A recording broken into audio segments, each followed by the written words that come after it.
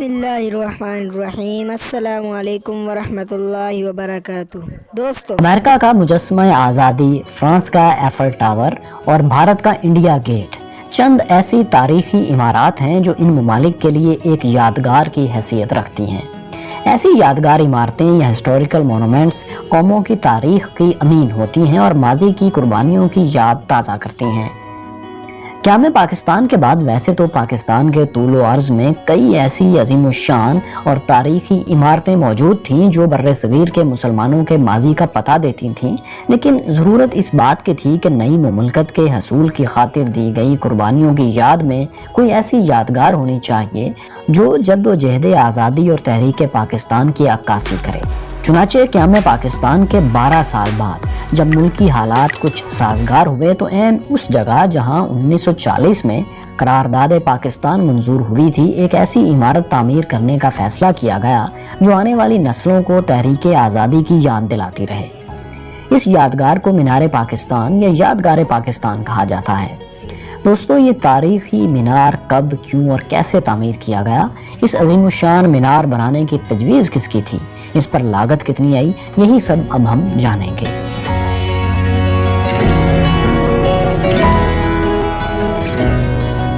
क़याम पाकिस्तान के बाद यादगार के हवाले से अवामी मुतालबे ने जब जोर पकड़ा तो 23 मार्च 1959 में बल्दिया लाहौर के एडमिनिस्ट्रेटर अब्दुल लतीफ़ खान ने कॉरपोरेशन के एक इजलास में इस हवाले से करारदाद पेश की, जिसे मंजूर कर लिया गया। उस वक्त पाकिस्तान पर फील्ड मार्शल सदर अयूब खान की आमरीयत कायम थी। उन्हें भी ये तजवीज़ पसंद आई और फैसला किया गया कि मिंटो पार्क में ऐन उसी जगह एक यादगार बनाई जाए जहां 1940 में कायद-ए-आज़म मोहम्मद अली जिन्ना ने करारदाद पाकिस्तान पेश की थी। कमिश्नर लाहौर की सरबराही में एक कमेटी तरतीब दी गई जिसे पाकिस्तान डे मेमोरियल कमेटी का नाम दिया गया। इस कमेटी में मशहूर अदीब मुख्तार मसूद और सूफी गुलाम मुस्तफ़ा तबस्सुम समेत 22 अरकान शामिल थे। कमेटी को कुछ डिज़ाइन मौसूल हुए लेकिन वो किसी को पसंद ना आए। चुनाचे इन डिज़ाइंस की खसूसियत को इकट्ठा करके एक नया डिज़ाइन तरतीब दिया गया और बिलाखिर मार्च 1960 में मगरबी पाकिस्तान के गवर्नर अख्तर हुसैन ने इस यादगार का बाकायदा संगे बुनियाद रख दिया। इस इमारत को यादगार करारदाद पाकिस्तान का नाम दिया गया। दोस्तों, तामीर की जाने वाली इस इमारत का मिनिएचर भी बनाया गया था जो यूं था कि एक सितारे की शक्ल के चबूतरे पर एक हाल नुमा इमारत थी और इसके साथ एक मीनार बनाया गया था। ये मॉडल काफ़ी खूबसूरत था लेकिन इस पर लागत ज़्यादा आती थी, चुनाचे इस मॉडल पर मज़ीद काम रोक दिया गया। फिर 1962 में दोबारा एक सादा और कम लागत डिज़ाइन मंजूर किया गया जिसे मीनार पाकिस्तान का नाम दिया गया।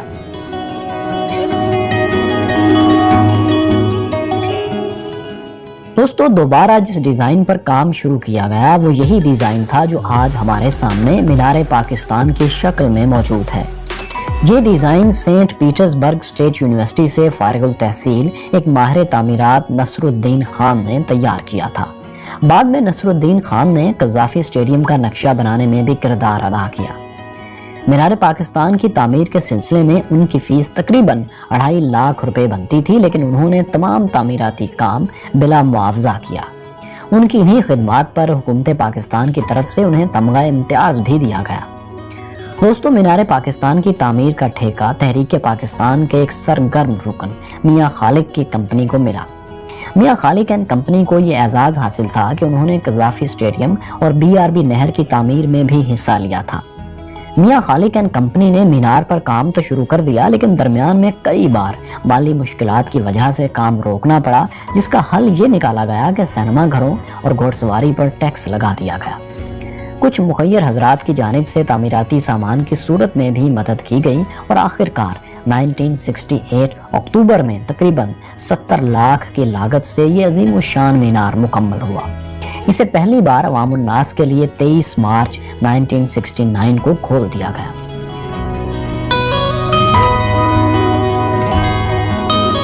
दोस्तों, मीनार पाकिस्तान का structure design civil engineer Abdurrahman Khan Niazi ने तैयार किया था। तामीराती एतबार से मीनार पाकिस्तान इस्लामी और जदीद फ़न तामीर का एक उम्दा नमूना है। इसकी बुलंदी तकरीबन 200 फीट के करीब है। 180 फीट तक इसे लोहे और कंक्रीट से तामीर किया गया है, जबकि ऊपर का गुंबद स्टील से बनाया गया है। اس کی تعمیر میں استعمال ہونے والے سنگ سرخ اور سنگ مرمر سمیت کئی قیمتی پتھر ہزارہ، ٹیکسلا اور سوات سے منگوائے گئے۔ مینار پاکستان 5 گیلریوں اور 20 منزلوں پر مشتمل ہے۔ سب سے پہلی گیلری جو ایک کھلتے ہوئے پھول کی مانند ہے 30 فٹ اونچی ہے۔ مینار پر چڑھنے کے لیے 324 سیڑھیاں اور ایک لفٹ بھی بنائی گئی ہے۔ دوستو، مینار پاکستان کا چبوترا اور اس کے زینے تحریک پاکستان کے مختلف مراحل کی عکاسی کرتے ہیں۔ اس چبوترے کا سب سے پہلا حصہ جو کہ کھردرے پتھروں سے تعمیر کیا گیا، اس بات کی عکاسی کرتا ہے کہ پاکستان کن مشکل حالات میں حاصل کیا گیا۔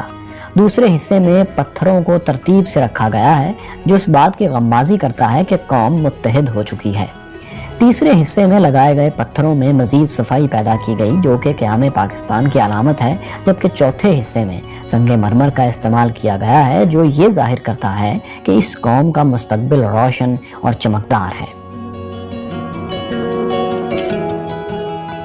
دوستو، مینار پاکستان کے نچلے حصے پر 7 فٹ لمبی اور 2 فٹ چوڑی ایسی سلیں نصب ہیں جن پر خوبصورت کیلیگرافی کی گئی ہے۔ ان سلوں پر اردو، بنگلہ، انگلش اور عربی زبان میں کی گئی یہ خطاطی حصول پاکستان، جدوجہد آزادی اور ایک آزاد قوم کی نشاندہی کرتی ہے۔ ان سلوں پر اللہ تعالیٰ کے 99 نام اور قرآن پاک کی آیات کے علاوہ اردو، بنگلہ اور انگریزی زبان میں قرارداد پاکستان کا متن لکھا ہے۔ قائد اعظم کی تقاریر کے اقتباسات، علامہ اقبال کے مشہور زمانہ نظم مجھے ہے حکم اعزاں اور مختلف اقوال بھی لکھے گئے ہیں۔ ایک تختی پر قومی ترانہ اور مینار کے صدر دروازے پر اللہ اکبر اور مینار پاکستان کے الفاظ کندہ ہیں۔ یہ خطاطی مشہور و معروف خطاط حافظ یوسف سدیدی، محمد صدیق الماس، صوفی خورشید عالم، ابن پروین رقم اور محمد اقبال کی مرہون منت ہیں۔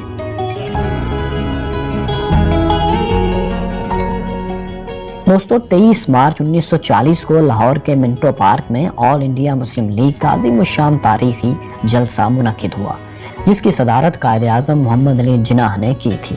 انہوں نے اس جلسے میں پہلی بار بر صغیر کے مسلمانوں کے لیے ایک الگ مملکت کے قیام کی قرارداد پیش کی، جسے قرارداد لاہور کہا گیا۔ یہی قرارداد، جسے بعد میں قرارداد پاکستان کا نام دیا گیا، آگے چل کر مملکت پاکستان کے قیام کا پیش خیمہ بنی۔ مینار پاکستان کی اہمیت کا اندازہ اس بات سے لگایا جا سکتا ہے کہ اسے عین اسی جگہ تعمیر کیا گیا جس جگہ یہ عظیم الشان جلسہ منعقد ہوا تھا۔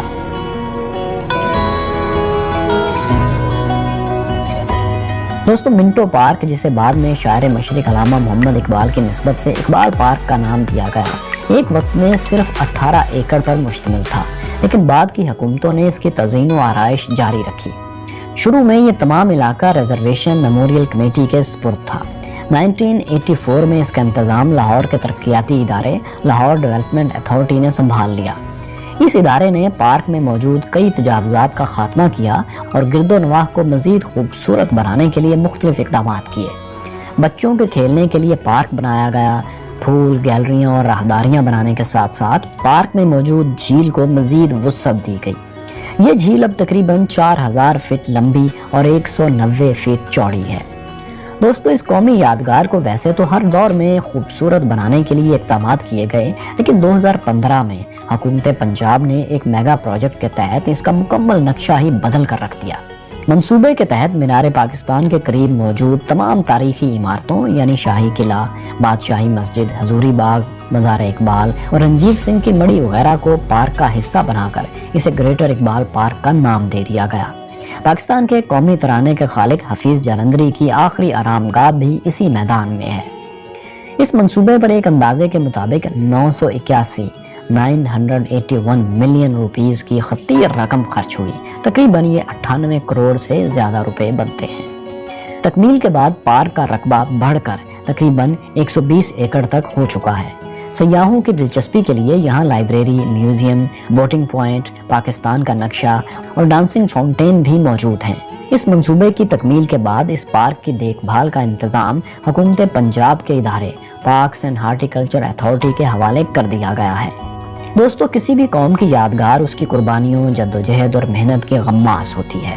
پاکستان جن حالات میں حاصل کیا گیا، مینار پاکستان کی یہ شاندار اور عظیم الشان عمارت ان حالات کی نہ صرف داستان سناتی ہے بلکہ یہ سبق بھی دیتی ہے کہ ہمیں ہمیشہ ایک متحد قوم کی حیثیت سے آگے بڑھنا چاہیے۔